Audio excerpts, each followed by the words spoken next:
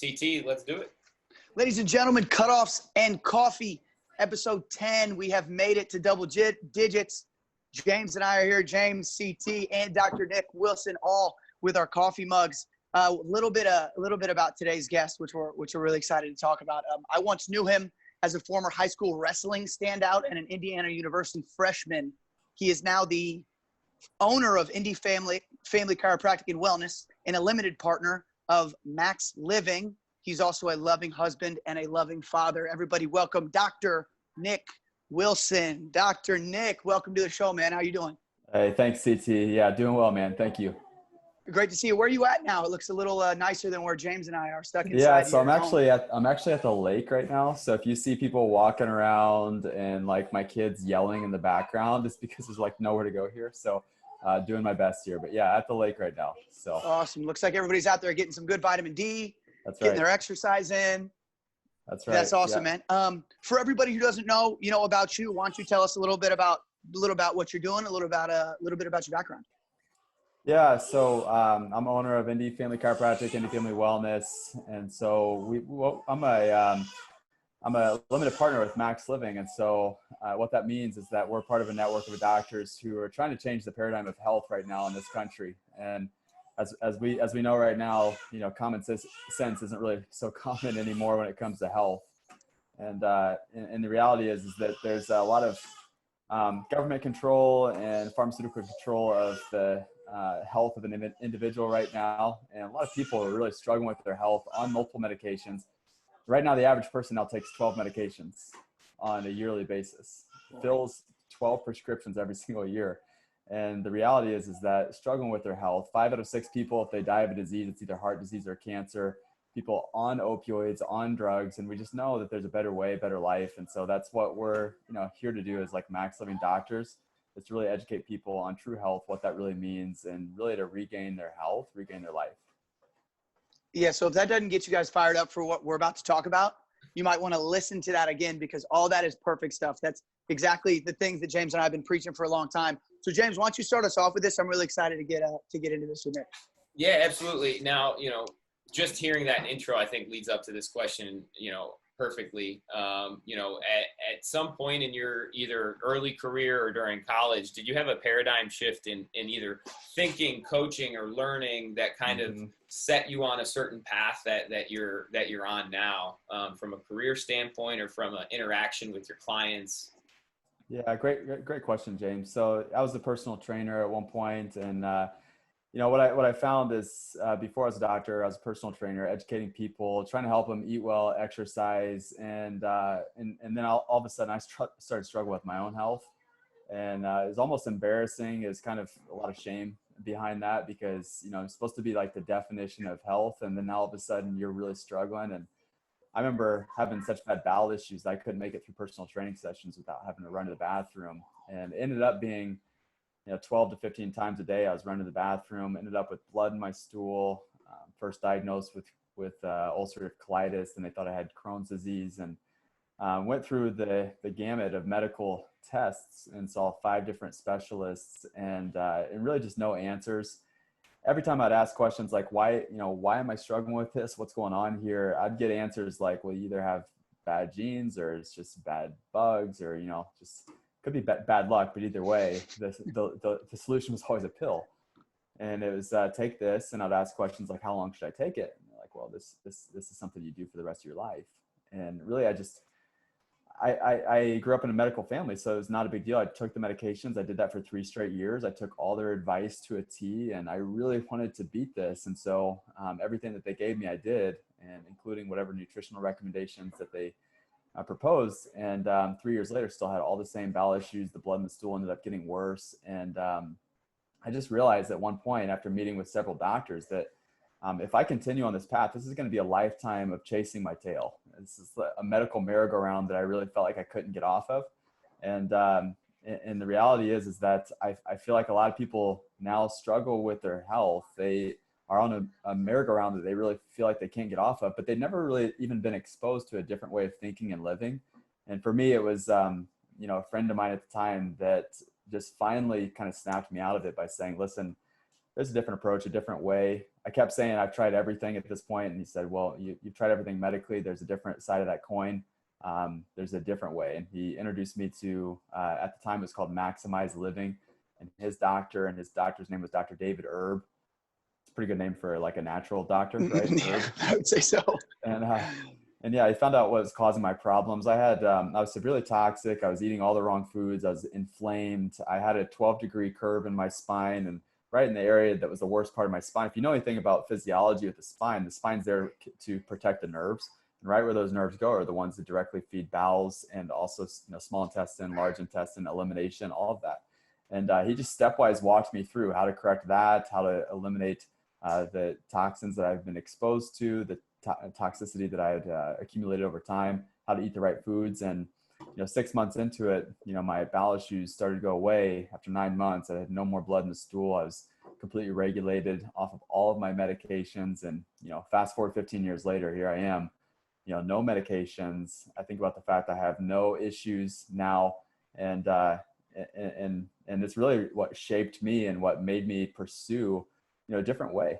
And it's what caused me to open up, Max Living Indy and do everything that we're doing now. Now that's a long time to buy into something without, you said it took you about 6 months before you noticed any changes. What were some of the kind of thought processes during that time that like kept you going on this path that, isn't necessarily conventional? Right. Was there doubt? Was there, James, I was so skeptical. I come from a very medical family. So if growing up, if I had a ear infection, I'm on an antibiotic, right? If my fever goes up, it's an antipyretic. So I grew up in a very medical family where drugs were just a normal thing, but also the idea of a quick fix, which I want to challenge that idea of a quick fix, because the reality is I always thought there was such thing as a quick fix, but what I now know is that just covers up symptoms and delays the problem. And so, at first I started going through this, down this path, and, I never had symptoms outside of bowel problems, but all of a sudden here I am struggling with now back pain and just a little bit of headaches. And 6 weeks into it, I'm like, man, I am done with this. They were all right about you guys. You guys are quacks. You guys have no idea what you're doing. I'm getting worse. And, thankfully he just walked me through it. And he's like, listen, you were a personal trainer. How many people, when you were training people, got sore after their first couple of training sessions? How many people were really struggling and had weight loss resistance and just could not get over that hump?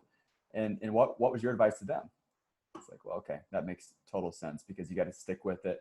It's the right thing. When it's something right, you got to stick with it and just keep going after it until you break through. And I'm just really thankful that I had someone solid who was able to coach me through that, because at the end of the day, if I would have quit, when it was hard, I would have never had a breakthrough. Yeah, and that reminds me of the style of training that we run with a lot of our college athletes, because it's not comfortable in the beginning. And it really isn't comfortable at any point, but it's more so of understanding that I am going to be uncomfortable constantly, and not necessarily there's a light at the end of the tunnel, but there's progress to be made and continual progress to be made. Yeah. Right. Do you feel like that gave you a certain amount of empathy with what you're doing now for the clients that you're working with, that you're able to relate with them a little bit better from your story? Well, and the reality is when I'm meeting with people, it's the same story, whether it's bowel issues or back pain or neck pain, or it's sciatica, or it's simple shoulder problems or frozen shoulder, something like that. It's that healing happens over time. There's no such thing as quick fix when it comes to natural healing, because there just really isn't one. And you got to give the body time to rebuild, rejuvenate, and repair.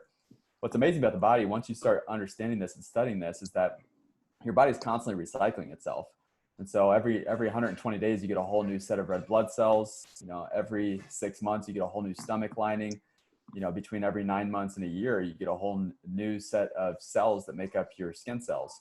And so the reality is that your body's constantly rebuilding, it's rejuvenating, it's repairing, it's using the nutrients that you put into to make it what it is today. And so just understanding that is constantly happening and recycling, it's just, once you understand that, it makes total sense to give the body a chance and give it time. But we know healing happens outside of our comfort zone. You know, when we stay in our comfort zone and we don't break through and we don't get out of that comfort zone, that there's no chance outside of a miracle that we can heal. But if we get outside of our comfort zone, start doing things, we can't keep doing the same thing that got us there. Right. And so that's one thing that I really had to understand, is that I caused this. You know, my problems that I was having, like I caused this. There's a level of responsibility that I think we all have to take responsible for when it comes to our own health, where we are. And whether it's health or finances or it's our relationship or spirituality, it's like, I caused this. Where I am right now is my fault. And that's hard for some people to hear, especially when you have a more grim diagnosis or something like that. But understanding that between 95 and 98% of all disease process is not genetic. It's purely what we do. It's lifestyle. And so understanding that it helps you to, yes, confront the brutal facts, but also then take full responsibility. You know, people have a hard time understanding that. Like you mentioned, it took us, in our case, 30 years to get to this point. It took you 40 years, 50 years to get to this point, right? It's going to take a long time to kind of rewrite the things that we've done for that long. And you mentioned, before you got into all this, you thought you were healthy, you were fit, you were strong, you were a personal trainer. You know, healthy to some people is having 6-pack abs. Healthy to some people is being able to run a sub 6-minute mile. Healthy to some people is only eating McDonald's on the weekend, right? Everybody's got kind of this different idea of what healthy is. What is healthy? What does the word healthy, what does being healthy, what does that mean to you? It's a really good question, Colin. So like, here's the thing, is that we all know somebody who ate well, exercised, looked great, and still ended up with cancer. We all know people like that. We all know people who seemingly did all the right things and then and then still had heart disease or had a heart attack. And so it can't just be eating well, exercising, or looking or feeling good. And so one of the most common answers, if I ask 100 people, what does it actually mean to be healthy? 98 of them are going to say, well, you know, I judge my health based off of how I feel. Well, the challenge with that is that you don't actually feel problems as they're developing. So think about this. Think about heart disease. Think about cancer. I mentioned 5 out of 6 Americans die of either heart disease or cancer if it's a disease. How do those things feel as they're developing? You don't feel those things. I mean, that's why they call them silent. You know, 70% of the time, the very first symptom of a heart attack is the heart attack itself. So when you understand that if that's the case, and the very first symptom of a heart attack is a heart attack, that means that's been developing over time. Same thing with cancer. You don't feel cancer developing, that happens over time, and then you get the diagnosis. And so if we don't feel these things developing, then that means what? It means that you cannot judge your health by how you feel, because you might feel good yet still be developing cancer. Were you healthy when you were developing cancer? And that's really a critical question that we have to ask. And so, you know, when it comes to health, you know, the reality is our body is designed to function at 100%.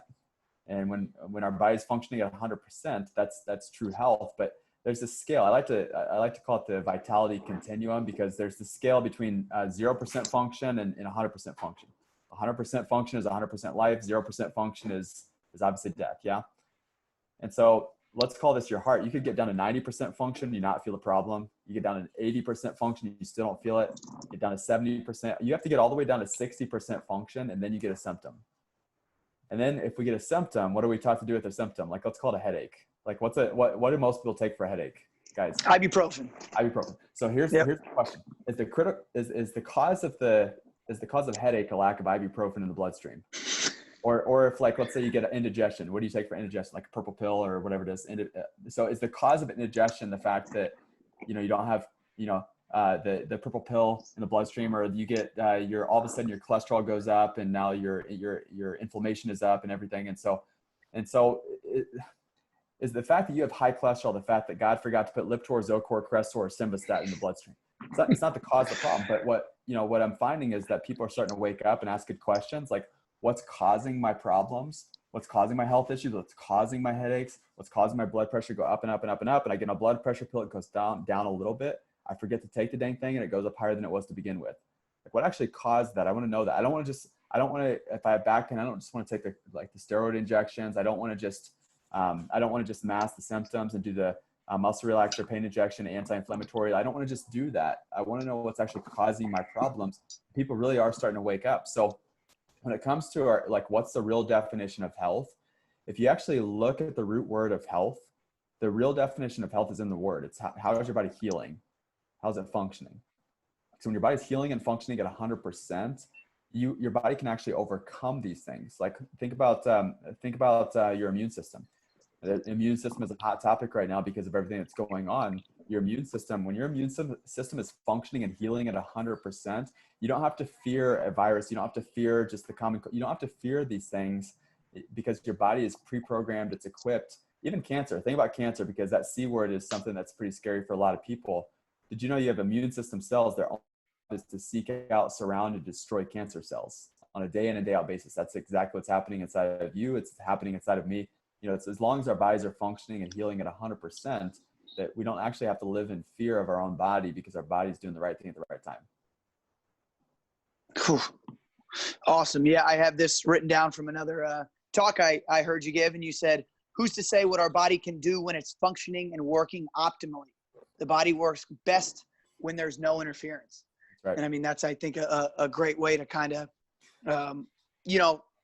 put together what you just said there. What are we doing? Why are we doing things to, throw interference in the way of healing us?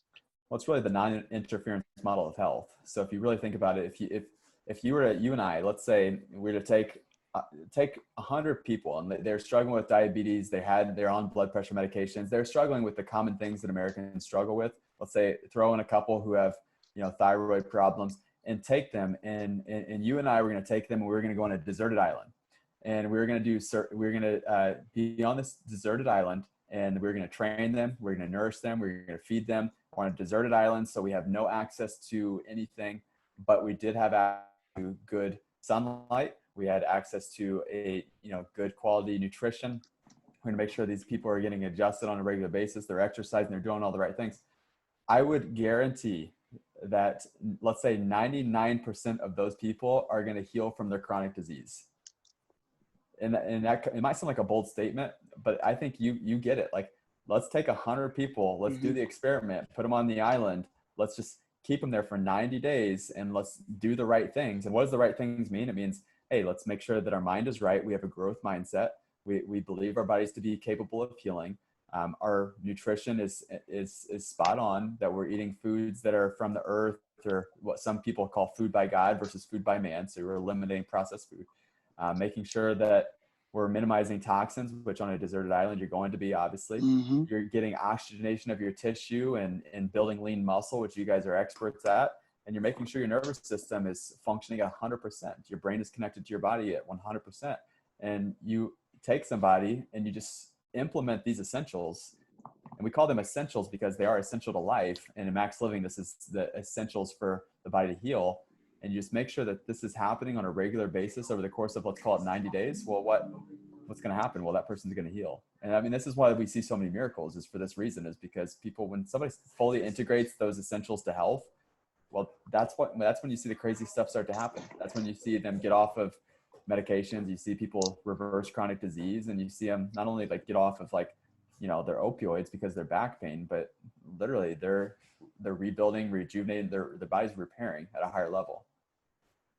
Now, I know you've talked about the 5 essentials of health and wellness. I know you reviewed a couple of there. I didn't hear McDonald's to-go food, which seems to be essential to us right now, which is something that has been open this entire time and seems to be essential. Touch a little more on, first of all, how ridiculous that is, but also, the 5 essentials to health and wellness, what you believe to be those, and what we should all take in as the 5 essentials. Yeah. So just picture a plant. So a plant just needs a couple of things to thrive, right? So it needs good sunlight, needs good soil, needs water, right? But if you deprive the plant of any one of those things, most plants, I understand there's like nightshades and stuff like that I don't fully understand, but you deprive a plant of any one of those things, what's going to happen? The plant's going to not thrive. It's going to eventually die. And so our bodies are the same way. So we need good, healthy, one is nutrition, which you talked about, McDonald's. Like, the food that we put in actually makes up our cells tomorrow. So the food that when we eat food, we need to really ask the question, is this blessing my body? This is becoming a part of me. Like, what do I want to become a part of me? And if you actually look at the ingredients of most foods, you'll find that most of them are actually not food. And what's really interesting is that when you look at packaged food, you'll find a lot of ingredients that look like it belongs in a chemistry lab. And so, one of the concepts here is if it looks like it belongs in a chemistry lab, it probably does. There's a couple of things like just rules that we have for ourselves that we shouldn't break, and everyone's going to be different. For me, I'm at the lake right now and driving up here. I was really hungry. I drove up here yesterday and it was pretty late and I didn't have dinner. And I'm like, man, I really need some food, but there's really nothing between here and Indianapolis. But there's never a thought in my mind where I'm going to stop at a gas station, right? Because you don't fuel your body with the stuff at the same place where you fuel your car, right? It's just a non-negotiable for me. Like I'm never going to do that. It's just not going to happen. And so there's got to be some rules or some non-negotiables that we have for ourselves, and everyone's going to be a little bit different for what that looks like. But the common person right now is still going through the fast food line, still going to go through the drive-through. And so it might be if it comes through a window, it's not real food. So whatever that looks like for you, whatever that might be for you in that time. But we got to have some non-negotiables. So back to the essentials. So we have to have good, healthy nutrition, minimize toxins. Toxins are everywhere. We're exposed to between 3,000 to 5,000 different food additives and colors and chemicals every single year. And that number has risen over the years. The FDA has approved so many different food additives and colors and chemicals. Many of them are known carcinogens, which means it's known to cause cancer. And someone will say, well, that just means it's known to cause cancer in animal studies. But listen, they can't do those studies on people. So, the fact that they did them on animals and it caused cancer in animals, you can directly apply that to humans because they're never going to do that study. It's unethical.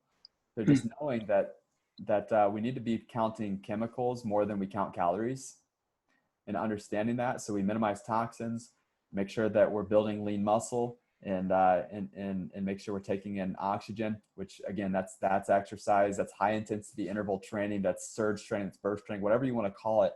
But making sure that we're oxygenating our body, we're breathing hard, we're sweating on a daily basis, and whatever that might look like, it might look different for everyone seasonally. And somebody might do the exercise like you guys do at T3 and do, the high intensity stuff and go at it hardcore. And then that other person might be 200 pounds overweight and they might just have to go on walks for a bit, and they're going to be sweating and they're going to be panting and they'll be working hard, but it just might be different for some people. So we covered nutrition, we covered minimizing toxins, we covered exercise, making sure our body is connected to our brain's connecting to our body at 100%. So the nervous system controls all healing, all functioning inside the body. And so that's where, I think it's a missing link in healthcare, because the reality is our spine protects our nervous system, and when our spine's out of bad position or bad alignment, it impacts wherever those nerves go. But most people, when you say that to them, they're like, man, what the heck does that mean? Where's that coming from? How do I know that to be accurate? But just study anatomy and physics and look how powerful your brain and spinal cord is. It's incredible. And that's important to have great alignment, make sure your nerves are functioning at 100%. And the last thing is just a healthy mindset. And we call that a growth mindset. And there's, if you ever read Carol Dweck's book, Mindset, I think that's a really important book for everyone to read, especially if you have kids. Training your kids up to understand and have a growth mindset versus a fixed mindset. I think she does the best job of explaining that. Growth mindset means that, hey, I welcome a challenge. I welcome opportunity. Who I am today is not who I'm going to be tomorrow. I'm constantly growing and developing versus that person who's, I am who I am. My genes play my role, and whatever disease I have is what I have. And this is the type of person that says, diabetes, which that's a dangerous place to be in. My diabetes, when you link your diabetes, your current health condition, to a permanency, that's so dangerous, because it means that if you label yourself to have diabetes or say my diabetes, it means you plan on keeping it. And so again, it's a fundamental understanding of, hey, just where you are right now is not your permanent destination, and who you are today is probably not who you're going to be tomorrow. Just understanding that and constantly growing and developing. There's a lot of really good, nuggets in there. And, we probably could have an episode on each one of the topics and dive more into those. Considering that our audience is going to be mostly people in the strength world, either coaches, athletes, or parents of athletes, maybe if we could dive into one of those areas a little bit more that we get asked probably the most about, is nutrition, and looking at our nutrition is and kind of some of these topics, all of these topics, I guess, if we look at individual responsibility, the way I like to look at responsibility, it's my ability to respond to what's going on around me. You mentioned avoiding gas stations and having some rules that you live by. What would advice you might give to some athletes who travel a lot, who are playing in multiple games over the weekend? What are some things that they can do to prepare to respond to when they have back-to-back games from a nutritional standpoint? Yeah, really good question there, James. So, I went to Rio with 2016 Olympics with USA Wrestling, USA Judo, weightlifting, and also track and field sprinters. And so I'm on the wellness council for the USA. And when you actually look at the top performing athletes, they are so dialed in when it comes to nutrition. And so when it comes to nutrition, what's so important there is, and what you see at the top performing athletes is that they are so dialed in, and they are incredibly meticulous when it comes to what they're putting in their body. They understand that food is fuel, and everything that they're putting into their body actually affects their performance. And so, preparing is key here. And so this is what I think a lot of people miss is that a plan, what is the saying? A goal without a plan is a plan to fail, right? And so if you're not planning when it comes to your nutrition, you're just planning to fail when it comes to your performance. And so let's say you have back-to-back games. Well, what does that look like as far as your feeding times? What does that look like as far as the nutrients that you put into your body? When it comes to endurance, and when it comes to strength, when it comes to endurance, you have to time that right and be intentional there. But more so, you have to make sure that you're fueling your body with nutrients that your body's actually going to utilize, instead of, again, processed food that eventually it's just going to expose and cause problems anyway. You get different philosophies when it comes to timing of food. And so I'm not going to get too far into timing of that. You should know your body and know when and how it responds to certain nutrients. The best way to do that is in training. So during training, you feed yourself like your performance. And so you got to get in tune with your body, what that means to yourself, what that looks like. And so when you're in training, plan in training, time your meals in training as if you're going to go into the performance. And then again, be in tune with your body. There's this intuitive eating, which is meaning that, hey, this might be right for one person, but wrong for the next. And so you have to know your body. You have to be very in tune with your body, but the only way you get that is with practice. So nutrition with practice is going to be your most important thing there. And then you apply the principles in practice to the actual training ground. And again, that's how it's tinkering and it's developing over time, but that's how you get really dialed in when it comes to day of performance. Most of the time the kids want a different answer. They want, how many calories right, I know. should I eat? And that's a question that I don't think I've answered because I just won't.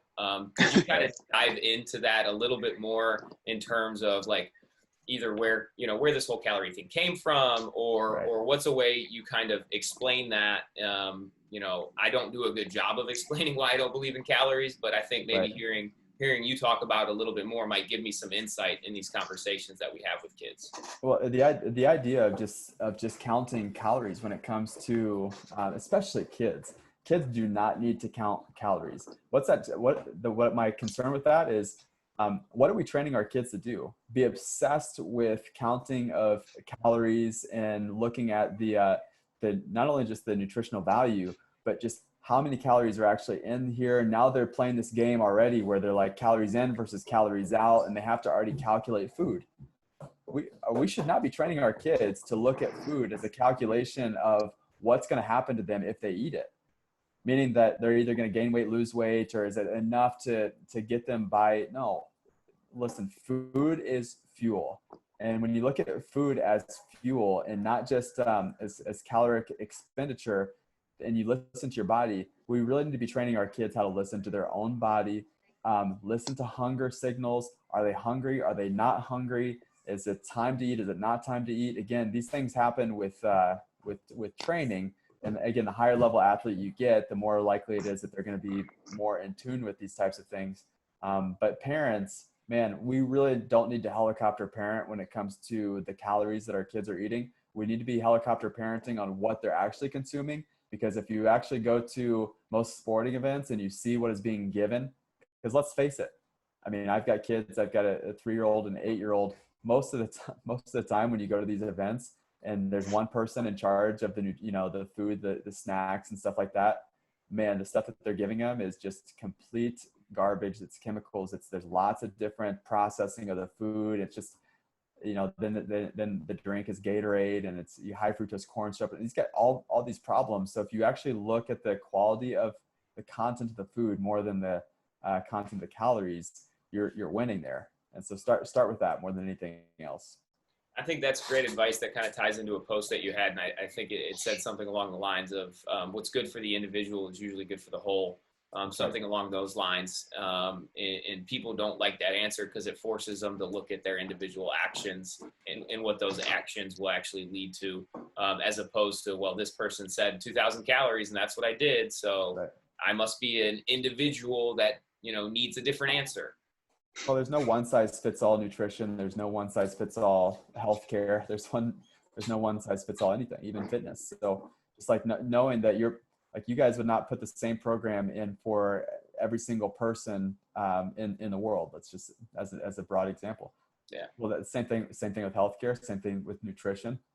There's certain concepts that we can utilize and across the board and people can utilize. But that's why an individual approach, an individual understanding, and don't forget to turn on your brain when it comes to these things. You're going into any type of situation when it comes to healthcare, when it comes to your nutrition, you got to keep your brain on, because the minute that you turn off your brain, you stop thinking on these things, is the minute that you start going down a rabbit trail and you just wonder how in the world did I get here?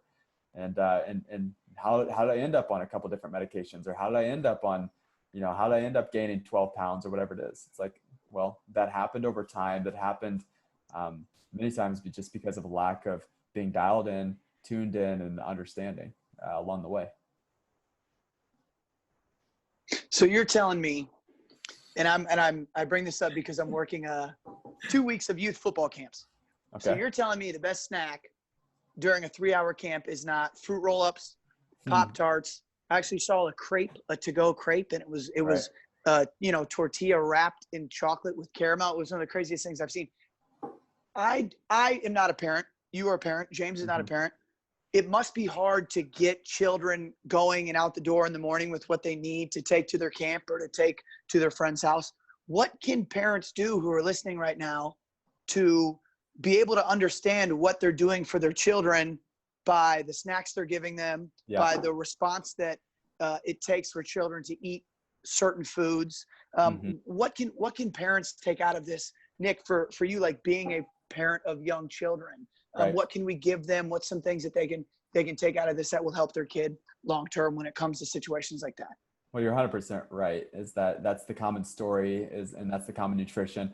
And so the parents and you have to understand this, that if you choose this route, you are going to be different, and just, you got to be okay with that. Your kid is going to show up different, and that child probably should be prepared for that other kids are going to be eating cookies. Other kids are going to be eating the fruit roll-ups and everything that you just described. And so this isn't like a one-time thing where you pop this on your kid and you say, hey, go to football practice, or you go to the gym or whatever it is. And this is what you're going to now be eating, because that child is now going to be and feel like that child's going to feel deprived more than anything else. And so this takes a concerted effort. It takes being on the same page with the why. Why are we choosing this route? Because if a child is not on the same page, the child's going to get there and then trade the kids for whatever he has, right? I mean, it's going to trade snacks. I mean, at the end of the day, you can't force your kids to, especially as the older they get, they're not going to be eating those things. So being on the same page philosophically with an understanding of my 8-year-old right now, he thinks, well, okay. So he thinks like sugar is the devil, and he thinks that people who eat it are bad people.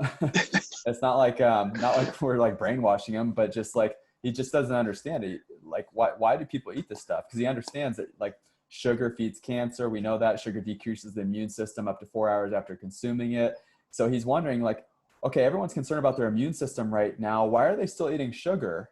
Like, he literally asks these types of questions. Why are the fast food, like there's the McDonald's right by our house, and he's like, why are people still going there? He doesn't understand it. He's like, wait, we can't go to church, but that's still open. He just doesn't understand it. And so philosophically, just training our children that, hey, what we put into our body becomes our body. What we put into our body is fuel to our body. It has a profound effect on our future. And getting on the same page philosophically there first. So getting the why first. And then now the how is so much easier. If you're looking for like, we have so much access when it comes to the internet and everything else to look up the how on, okay, what are some good snacks, some good nutrition. You can get on maxliving.com, and there's we have tons of resources there when it comes to healthy snacks and food and nutrition and recipes and things you can do, but you can't put the how before the why. So if you get the why first, dial that in first, then the how becomes pretty easy. And that's, I think I was going to say, James, real quick, I think we just found our next podcast guest.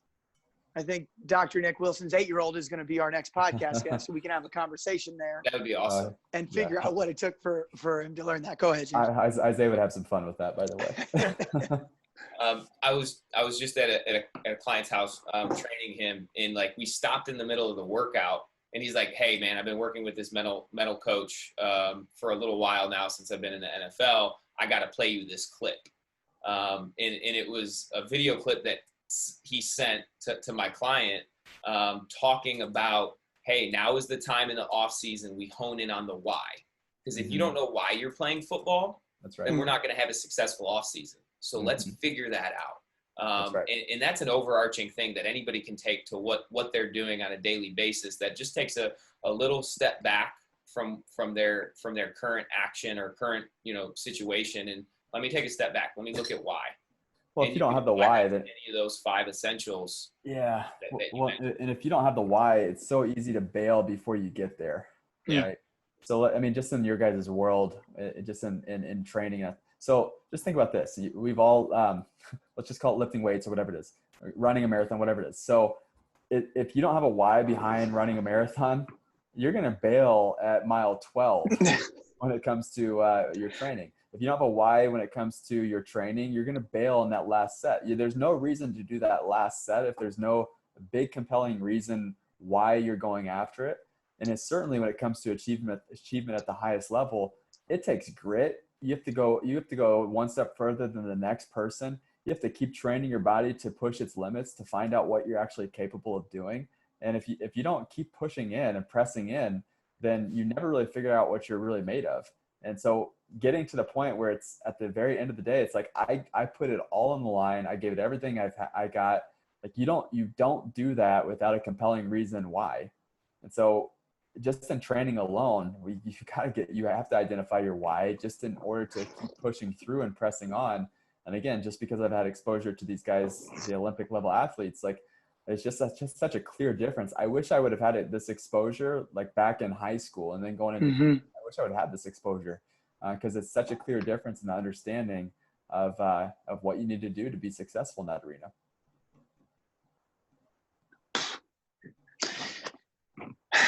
Excellent.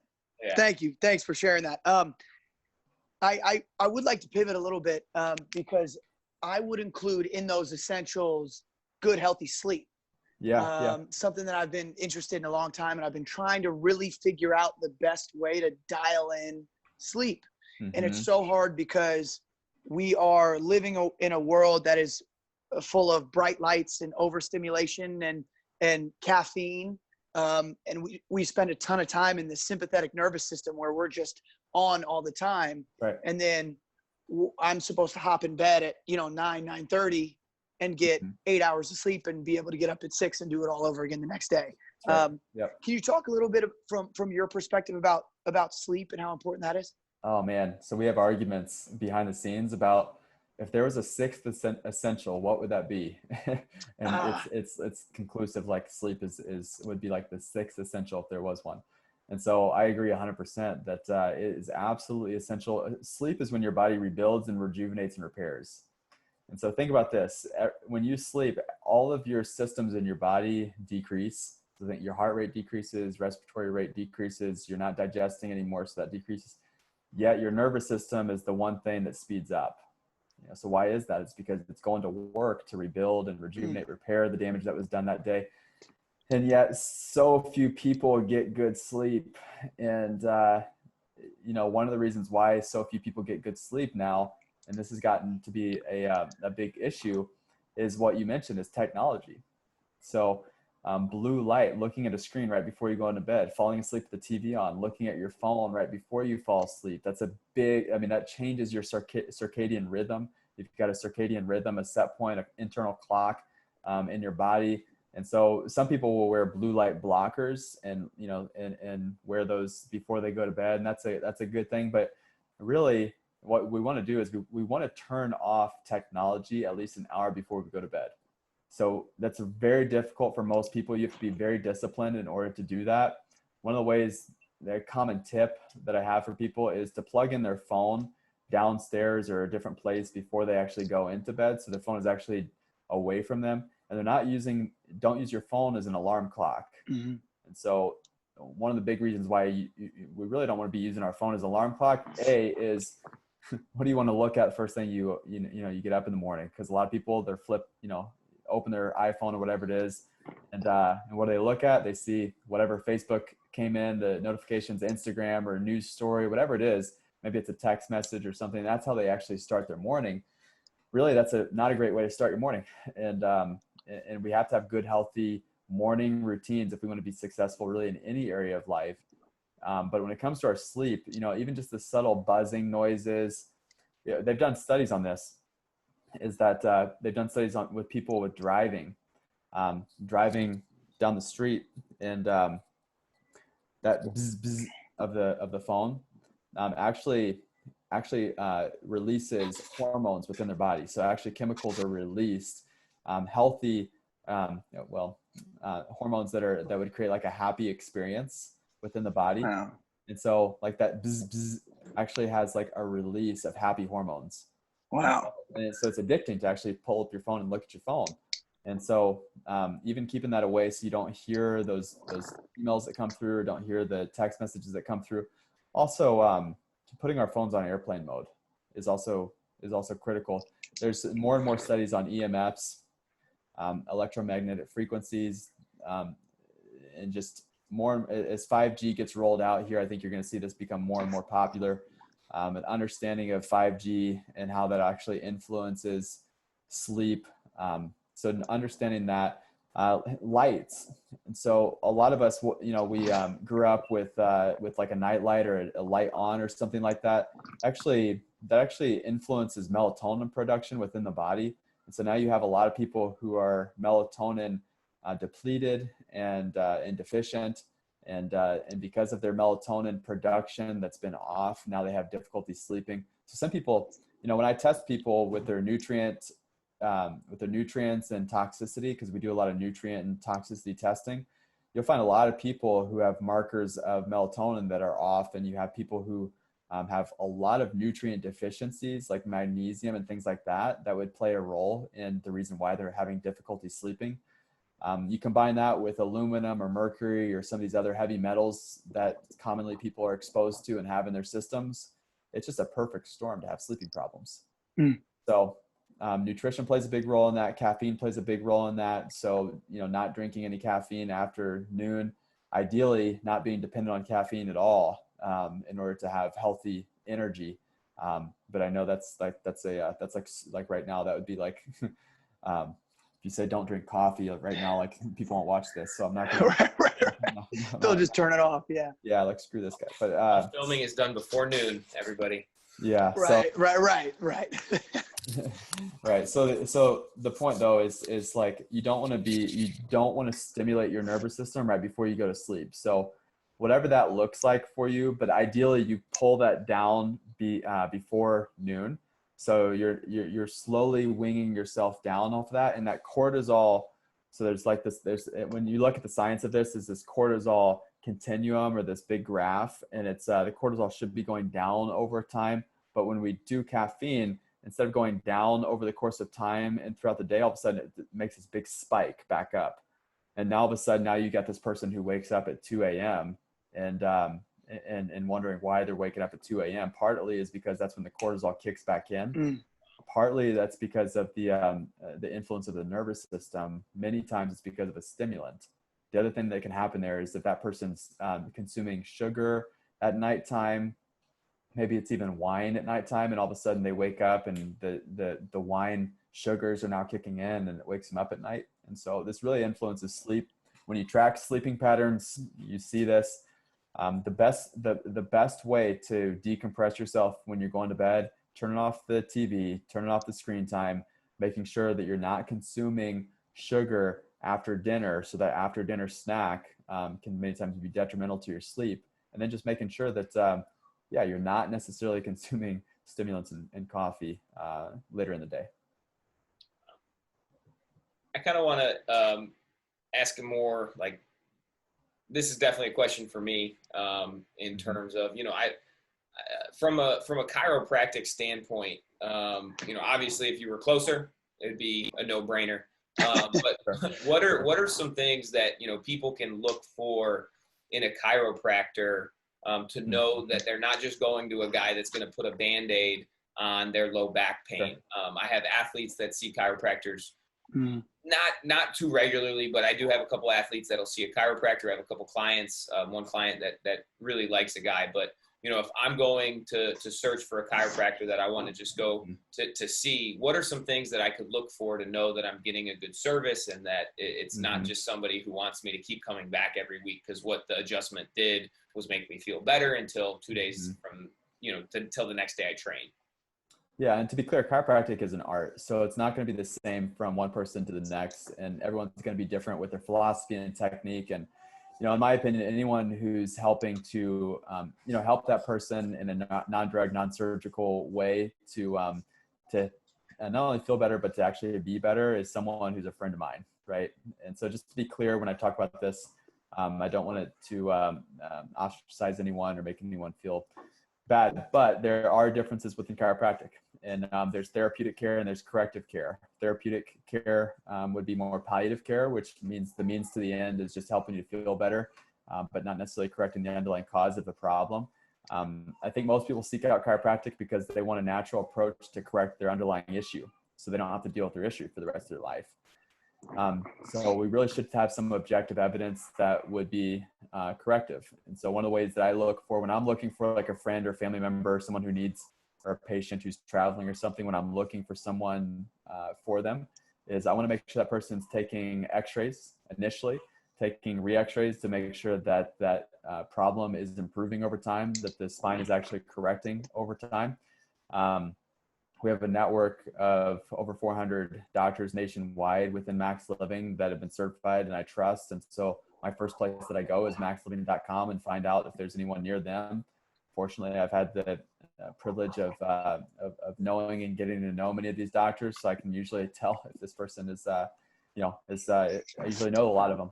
So that's the first place that I go. If I don't find it there, then I have to do the research and find out, does this person take x-rays? Do they take re-x-rays? Are they educating their patients on how to correct the problem? And so they have a sustainable way of living for the rest of their life and not just doing a Band-Aid approach to their health. And so that's really what I'm looking for when I'm looking for a doctor, someone who's more corrective care instead of just more palliative, temporary, quick fix. And again, we already kind of covered the idea of a quick fix, that there really isn't such thing. Yeah. Nick, can we self-adjust? When you see people sit and crack their back, or when you wrap your friends and you crack their back or sit on their back and try to adjust their spine. Is that something we can do? Yeah, really good question. Can you self-adjust? And so what happens there when you when you like self-manipulate, or you kind of move your head, or you crack, people do that. You're actually moving joints that are already hypermobile. And so what that means is that there's certain joints that are already moving too much. when you go to do that kind of broad manipulation, or someone just kind of cracks your back, you're going to move the things that are already going to move to begin with. And the challenge with that is if it's already hypermobile, that means those ligaments are already overstretched. And the challenge with that is that when you do that, you're going to create a level of ligament laxity. And that's a common place where people start to get arthritis. They get problems there because that really wasn't the problem. The problem is there's a joint that either is misaligned or not moving correctly that would cause the joints above and below to be hypermobile. And so if you're a self, let's say a self manipulator, there's a lot of people out there like that. You want to find a good corrective chiropractor who can adjust you and then teach you how to do some rehabilitation exercises there to have a sustainable approach over time. Is that one of my kids back there? Yeah, that was Isaiah. Nice little cameo. Yeah. That was his 2 seconds of fame right there. Excellent. Yeah. So the reality is that we can't really necessarily, self-correct or self-manipulate there. Just we're going to cause more problems than not. And so really strengthening, stretching, making sure there's a good rehabilitation program in place, but really making sure someone who's an expert on this is dialed in on that. Yeah, we just see that so much. I know around the gym we see that so often. I had to ask that question. I'm definitely guilty of that. Yeah, and I do it all the time as well. I do have a couple questions I want to ask that might just kind of bounce around a little bit. And some of the stuff we've talked about a little bit, and I know we can go even further in depth, but we're kind of getting to that hour, and I want to make sure to knock out some things that I know other people have questions about. First, we talked about nighttime routine and how important that is. And I bring this up because James and I had talked about it a couple months ago. We did kind of a live Q&A on Instagram and Facebook. And that was one of the questions that came up. And we talked about nighttime routines. And, I'd kind of mentioned how I've got these, black light shades in my room, and I wear this big mask on my eyes, and I unplug my Wi-Fi, and we both have blue light blocking glasses. And, we kind of do all these things to prepare ourselves for the next morning. How about when it comes to the next morning we wake up? We had mentioned in our morning routine, we believe in, breath work and gratitude practice and meditation and things like that, hydration early on. What are some tips that you can give people to help their morning routine set themselves up for a good day, within the first 5-10 minutes of getting out of bed? Yeah. So remember that breakfast is break fast. So, it's the first thing that you do to break your fast. And so whatever that time frame is for you, for some people, hey, breaking their fast, might be 4 a.m. Some people might be 7 a.m. It doesn't really matter the time frame, but it does matter what you put in your body first. And so what you fuel your body first thing in the morning is what your body's going to grab onto. It's going to be utilizing, and it's really what's going to be nourishing your cells. And so when you start your day off, the common breakfast is that, the standard American lifestyle is going to be something that's carbohydrate rich. I didn't even want to hear you. It makes me cringe, you even saying that, just thinking about it. It's terrible. So the cereals or whatever maybe it's Pop-Tarts or waffles, whatever it is. It's some pastry or whatever it is. So that's the common story. But, as someone who's training their body to perform at its absolute best, really what our cells absolutely need in those moments is something that's, protein, it's a good healthy fat, and then life-giving food. So I like to do a breakfast smoothie. My athletes do breakfast smoothies. The first thing in the morning, they a lot of times make it on their own. It's, scoop of whatever type of protein powder. Ideally, it's like whey or plant protein, something healthy, a healthy protein, and then throw in a handful of spinach leaves, lots of berries, coconut milk, almond milk, maybe something that's maybe a banana for that person that needs it to be a little bit thicker. Maybe it's a avocado, half an avocado to make it a little bit thicker. Blend that up. Again, that's going to be good healthy fats in there with the avocado. So that's the recommended source. Blend that up, and then boom, that's the first thing in your morning. Takes 5 minutes. You can take it on the go, drink it while you're on the drive to wherever you're going, and easy nutrition. And it starts to stimulate your metabolism. So you'll also see, a good healthy fat will help you to burn fat. So it helps your metabolism, but also helps to build lean muscle. And then again, you're not fueling with glucose and everything else. You're not going to necessarily fuel bad cells there, and your body's going to grab onto that. Awesome. Yeah, and James and I talk about fasting, Yep. you know, and it's something we've had a ton of success with, but we also talk about how, you know, the first thing that you do eat shouldn't be a nerd rope or you know, or a Pop-Tart or something like that. So I appreciate you saying that. Nerd rope. Yeah, Longest yeah. process I've heard, nerd rope. Oh, is that right? Well, good. I'm trying to remind you of the good days. Yeah, the good old days. Yeah, I just remember I always would have him in my college dresser. Nick and we met in the college dorm rooms freshman year, and then lived together as sophomores. And so that was always kind of had a candy drawer, because I felt like after, you know, having a hard football practice, that was something I deserved. Dude, I had forgotten all about that. That's so funny. Nerd ropes and NFL Street was another game, and Mario Kart were other things that we spent a lot of time on. How about non-specific back pain? Something we hear a lot in, you know, it's just strength and conditioning. You'll wake up, my back hurts. I do this, my back hurts. You know, are there protocols to see what is real pain and what is not? Are there things that, you know, kind of where do you stand on that? Yeah. So there's a caveat here. There's going to be a difference between, hey, I pulled my SI joint. I was doing something stupid and boom, and it just got here and it goes away in a few days on its own. That's a little bit different from non-specific repetitive back pain that keeps coming back. That's an underlying issue that I know if I move a certain way that it's going to go out or something like that. And yet, you know, the medical model doesn't really have a whole lot to say about that, except for, you know, strengthen your core and lose some weight, right? Or go to, you know, physical therapy. And if that doesn't work, then we'll do steroid injections, muscle relaxers, anti-inflammatories. When all's said and done, then you'll meet with my surgeon. So we know that's a common that's a common story. But you know, so the difference between a non-specific acute injury, like it just goes away on its own, it heals, versus someone who they're still struggling. They just can't figure out what's going on there. That's when you need to do some more advanced testing, find out what the underlying cause of the problem is, and really put a plan together to correct the issue. Because the problem is that a lot of people are struggling with, you know, let's call it lower back pain, and they think it's normal because a lot of people around them have it. Mm-hmm. And if it keeps coming back, a reoccurring issue like that is it might be common, but it's not normal. And so get into the underlying cause of that now, because the longer that problem is left there, what you find is that the more likely it is to become a chronic issue. If you've ever known anyone who is older with the chronic bad back, it's just no way to live. And that's the person who ends up on opioids and ends up having all kinds of problems and meeting with surgeons and can't golf anymore, and their life just is not good. They can't get on the floor with their grandkids, and that's just not the story that I believe is supposed to happen. So if you get to the underlying cause of it now, start a path of correction, you don't end up going down that route. Yeah, that's excellent. Easy enough answer. The feet. James and I do a lot of our speed training shoeless.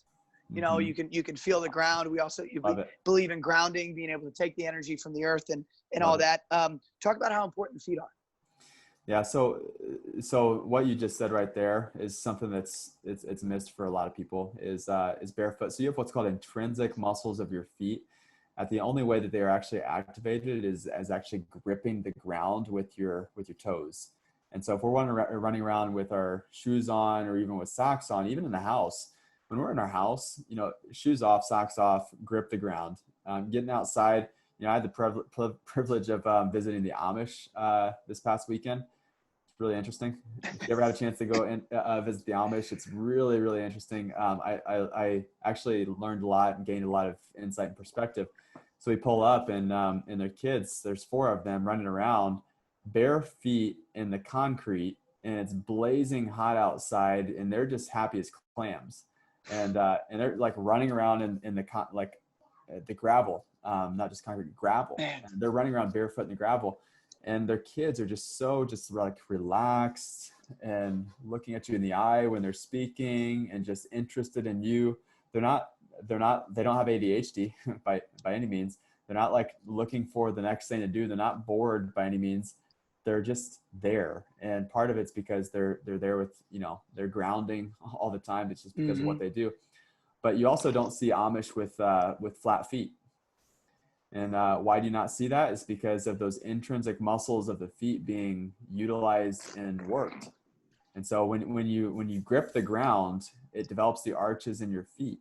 And so the more that you can train barefoot and be barefoot, the more that you're going to train your feet. They're going to be strong. They're going to be healthy. They're going to grip and really form those arches that you have in your feet and support those arches.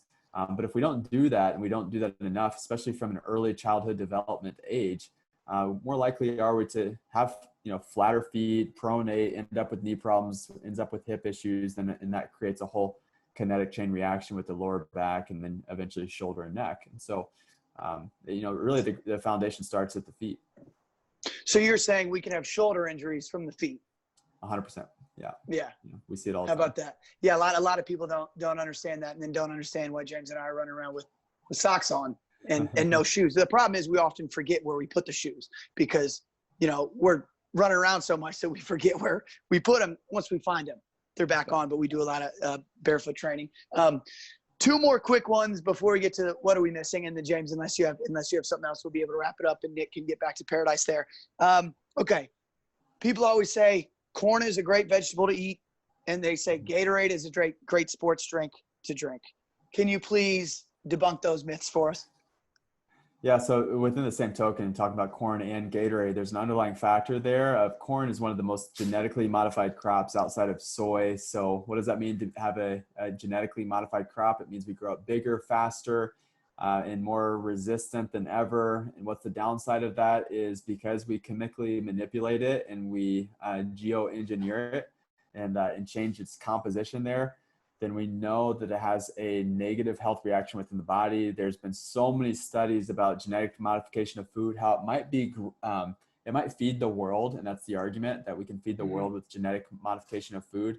But for the individual, we have to consider what's good for the individual is good for the whole. And if it's bad for the individual, it's bad for the whole. And if it's bad for an individual to eat corn that is double the size of what it should be and growing twice as fast as what it should be, then it's probably not good for the whole either.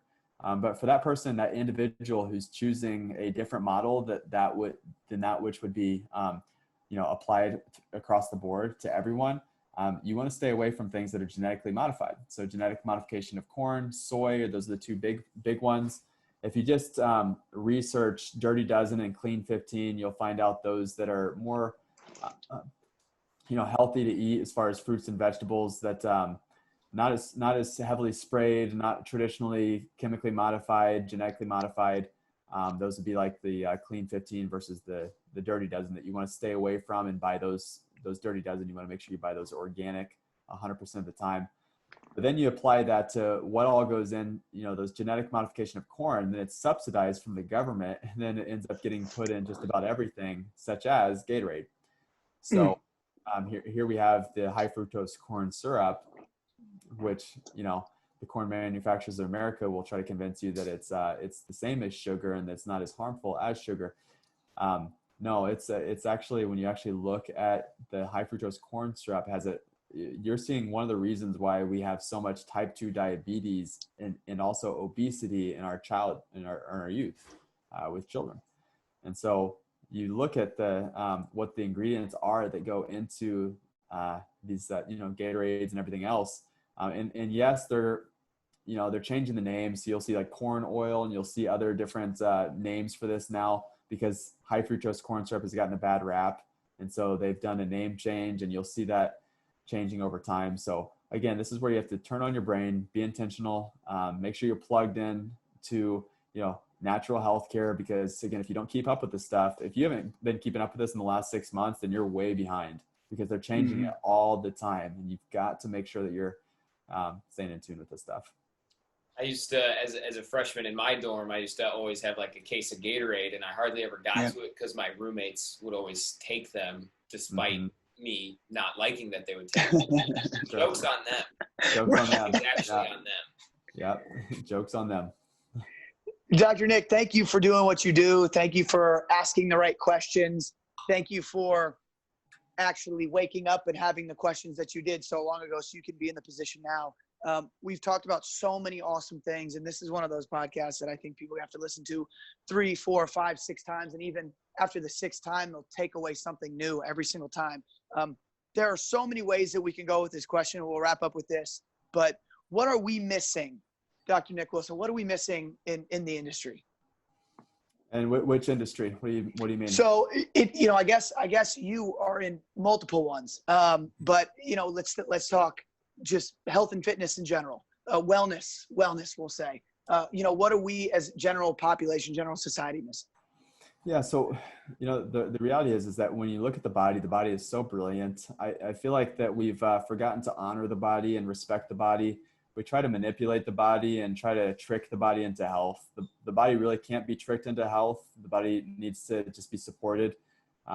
Remove the interference, let the body do what it's supposed to do, because it's always working to try to heal. It's trying to grow and repair and trying to adapt to the environment that we put it in. There's this whole idea of homeostasis, which we learned back in college, but then forget about as we age. And it's just like the body is way too smart to try to be manipulated or tricked into doing what we think it should do. It's smarter than any doctor that you could ever meet. It's smarter than anyone that you could ever know about. And yet we try to, manipulate it and trick it. And so remove the interference, step out of the way, let the body do what it's supposed to do, and then stop fearing what is happening, because again, the body is always adapting to its environment, and we don't need to necessarily fear these things. We just need to trust. And if we have more trust in the body and understanding of the body, then I feel like that most people have more hope. And when you have your hope, you have your health. And when you have your health, you have everything. And so I think that's a big thing. When you have your health, you have everything. That's excellent. Nick, thank you so much for being on. Next time I'm at home, next time I'm in Indianapolis, I'm going to have to swing by and see how everything's going over there. We will go ahead and relieve Mom of all her duties, because she's now for the last hour had the kids by herself. So we appreciate Leah for doing that for us and giving you some freedom to be able to do that. Again, thank you so much for coming on. Episode 10, Cutoffs and Coffee. James and CT and Dr. Nick Wilson is in the books. Nobody else I'd rather have on episode 10 than the only guy probably on the planet who's ever consistently beat me in Mario Kart on Nintendo 64. So Nick, thanks again, man, for swinging by. I'm glad I could link you guys up. And again, if James is ever in the area, we'll have to see if we actually are as healthy as we think we are. Nick Wilson, Dr. Nick Wilson, thank you for coming on. Nick, last thing, where can everybody find you on social media? Yeah, just go to Ask Dr. Wilson. So facebook.com/Ask Dr. Wilson. You can on Instagram, Ask Dr. Wilson there. YouTube, same deal, Ask Dr. Wilson. And please, please, please continue to ask Dr. Wilson, because he's answering a lot of incredible questions and really important things people need to understand at a time like this. Dr. Nick, thank you again for being on, man. And we will be in touch, and have a great rest of your time there at the lake. All right. Thanks, guys. Thanks for having me. Yeah, thank you so much. Thank you, man.